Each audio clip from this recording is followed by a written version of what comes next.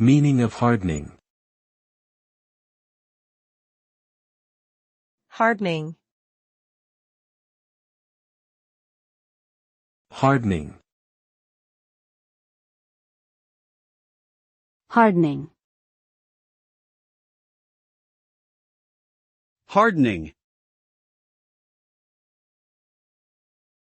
The term hardening refers to the process of making something stronger or more resistant to damage.